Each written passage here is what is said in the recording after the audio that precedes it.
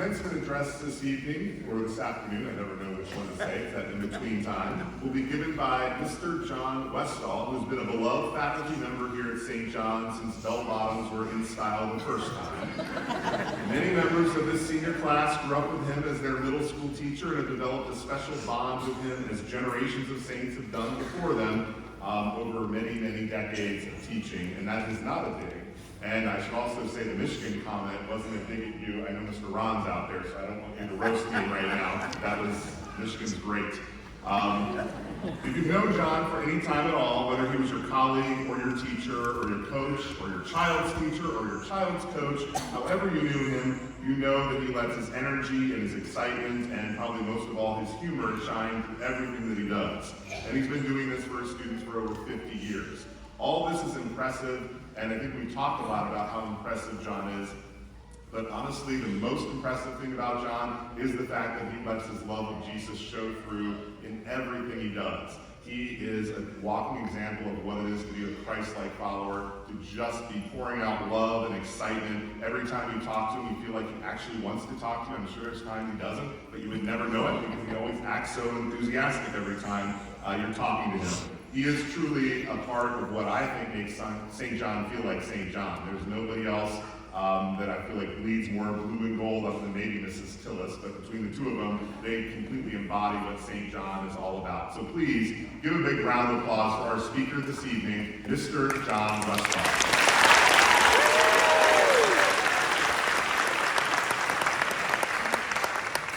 Thank you, Mr. Schmidt. I have to unload my articles for our object lesson tonight, so give me just a second here. I'll be using this. Everybody knows what this is. Gene, I'll be using this one, okay? Just for evidence sake, this is the grade book that I had when the seniors were in 6th grade. We could go over their grades right now, but I'll wait for a little bit later for that. It was part of my object lesson. So dear parents, grandparents, great-grandparents, former students, previous graduates, cousins, friends, relatives, distinguished faculty, administration, members of the school board, pastor, and above all, soon to be graduates of St. John Lutheran School, class of 2023. Greetings. It's great to be here. Mr. Schmidt said 10 minutes.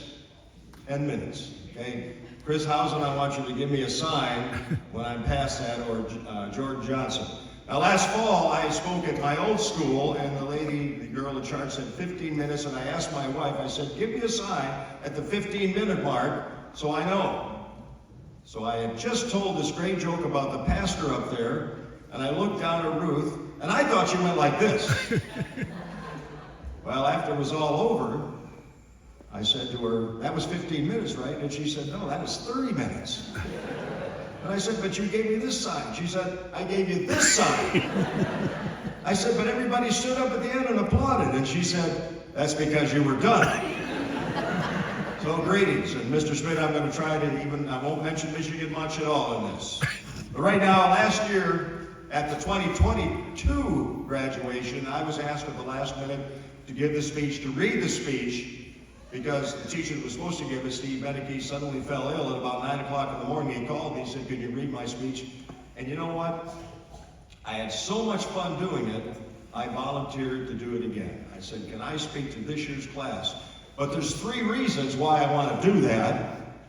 First reason is, as Mr. Schmidt may have mentioned, this is the 60th anniversary of my graduation from high school, the class of 1963. How about that? It's 1963.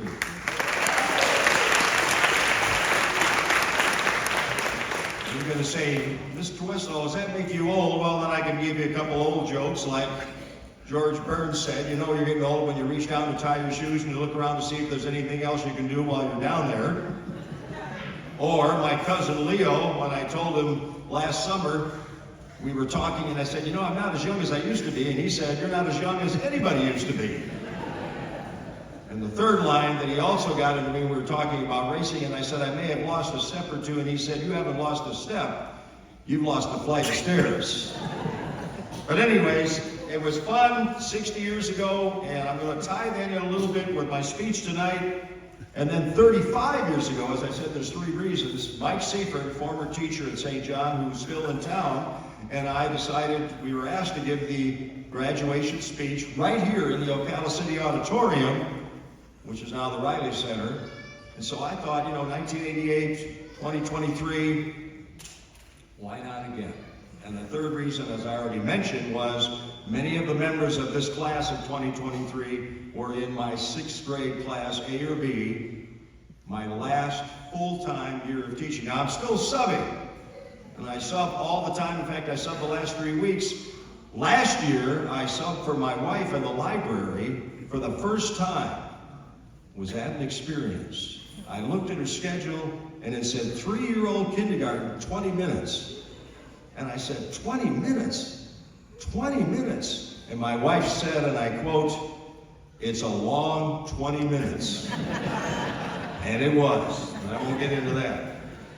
But this class and several members, as I said, and I look back at the past 60 years since I graduated, and a few historical events have happened and given our nation and the world a jolt. And of course, the first one that I recall, and actually, Mr. Knupfel talked about it, and Mr. Schmidt, COVID from 2020. That's when it started. And maybe you remember the class of 2020, they drove around the parking lot in cars, and we waved to them. That's how bad it was. So all that you've been through, it makes this graduation that much more special. But now let's go back 60 years when I graduated from high school, the class of 1963. Lansing Everett High School. And we were filled with excitement because it was a brand new high school. The faculty was young. They were called the Whiz Kids. And special, what made it so special was that we had a devotion every morning and a prayer every morning. Now this is a public high school at that time. You remember that. So a new school, and of course, we had a young, vibrant president, John Fitzgerald Kennedy. And he was so engaging and so involved that the era that he was in became known as Camelot, if you recall that. That's how special it was. We were talking about putting a man on the moon, which nobody thought of doing. The only time I even thought about it was I watched Walt Disney Presents or something, or some of the great science fiction movies of the 1950s. But this was reality. This was going to happen. Yes, we had all kinds of optimism. Everything was going on. The only thing that was a drawback was the Cuban Missile Crisis in the fall of '62. But JFK looked those Russians in the eye, and they blinked, and we went on. That all came crashing down after graduation. As those of you that are historians remember, about 5 months later, November 22nd, 1963, an assassination that rocked the world. What were we to do? Suddenly everything was thrown into a horrible, horrible, horrible mess. And we had to look to something to solidify what we were. Thankfully, the Bible verse that I'm picking for today, which was your first memory verse, you 6th graders, 2 Timothy 4:7, that's our verse for tonight. Fight the good fight, finish the race, and keep the faith. Those of you that I've had in class or coached over the years know fight the good fight can mean a number of things. And I remember telling you stories about my first day of junior high when I walked in the door, turned around, and walked out. All those big 9th graders scared me. I walked all the way home, 2 miles. Or the bullying that that happened in 7th grade PE class. Things were pretty rough back then. But as Tom Hanks says in A League of Their Own, it's not supposed to be easy. If it was easy, everybody could do it. So we made it. We got through that with a lot of prayer. We had to realize, and we need to realize, that it's God who provides the encouragement and the strength to carry on in His name as we focus our attitudes and actions on Him. That's what makes it special. Many of the things that you encounter fade away, just like Mr. Schmidt said, bell-bottom pants. Well, they were big 50 years ago, 40 years ago. Now tight pants, that was the 50s. The ducktail, that was the 50s. Okay, everything changes. but God is constant. He is with you. He will not forsake you, and I'll bring that verse up again. Next one is finish the race. Okay, for you guys who ran track, the baton, you know that there are two kinds of handoffs, the blind handoff and the visual. Both handoffs signify how God transfers and helps us and is always there for us. In the blind handoff, we're trusting that that person's going to get the baton to us. In the visual handoff, God is reaching back to us when we need him the most so that we can get to him. So we finish the race. Learning and growing in faith is a lifelong pursuit, and this is how God designed it. Now the hard part will be coming in some ways as you embark on that next leg of the relay. Again, it may not be easy, but it's not supposed to be easy, is it? Now I've told you many stories, many of you over the past years, that coincide with Paul's final statement, keep the faith. Faith in yourself, whether it's on the basketball court, football field, the baseball diamond, on the track, in the classroom, faith in others, and especially faith in God. That faith in him will allow you to endure any hardship, any situation, any trouble. He will not, as it says in Deuteronomy 31:8, Jenelisa's Bible verse, leave you or forsake you. God's love and guidance is constant. Finally, as I look back on my life, how am I doing, Chris, okay? Well, I look back on my life and how God led me into the teaching profession, a job that was never a job, and it still isn't, where I was able to work with kids like you my entire teaching career as a teacher and a coach. It has been and continues to be an amazing experience. I can only hope and pray as you take off and you go out, you will be able to experience in your upcoming years the kind of joy in a job that can be found in resting in God's hands. Now I have a little ditty that I'm going to read to you. If I could just one more time, and I'm not mentioning everybody, but those people that I have reached out to or have reached out to me. If I could just one more time be in that classroom of sixth graders with 7 left-handers. Amazing class, that sixth grade. One of you even hummed all the time. Hannah, are you here? She said she might come. If I could just one more time see Landon Pindell drill that 3-point shot from beyond the arc. One more time. If I could see Jenelise, Lillian, Madison fly around that track just one more time. If I could go back in time and see Sarah sing How Great Is Our God in church when she was 4 years old. I remember that. If I could one more time see Julia with all of her curly Shirley Temple hair scurrying around the gym during rehearsal for Saints on Stage and Annie. One more time. If I could see Nick make one of his patented moves to the basket, driving through a scrum of players and Samoa emergency on the other side and scoring. One more time. If I could just one more time see Bella's dad carrying all her stuff to class because he said there'll come a time when she won't want me to do it for her. One more time. If I could watch Austin sing his heart out, displaying a talent that few of us have. One more time. If I could see how gracefully, one more time, Sailor moved under the ball in volleyball to get the set and always seemed to have the right angle and height with a precision that she, of course, always had in the classroom. If I could one more time marvel at how quickly Ashton moved that chair out from behind me as I turned around to kick it in the game against Meadowbrook. One more time, he was a great manager. If I could hear Jazzy sing one more time to remember how well she sang way back in 6th grade, I knew she was going to be good. But this good? Now about track.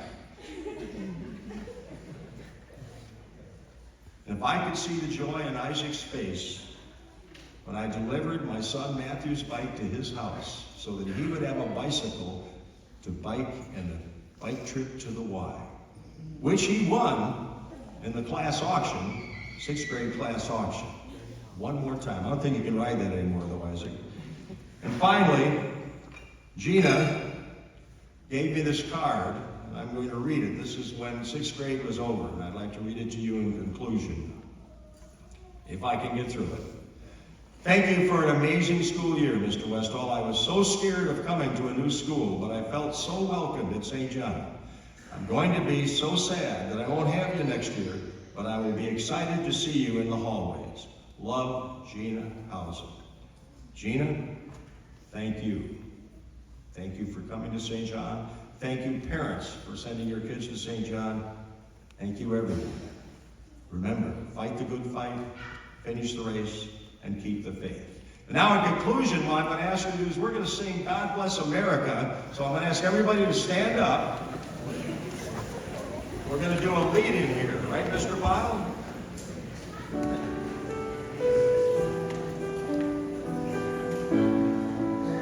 Stick with me on this. While the storm clouds gather far across the sea, let us swear allegiance to a land that's free. Let us all be grateful for a land so rare as we raise our voices in a solemn prayer. God bless America, land that I love. Stand beside her and guide her through the night with the light from above. From the mountains to the valleys, through the oceans white with foam. God bless America, my home sweet home. God bless America, my home sweet home. Thank you.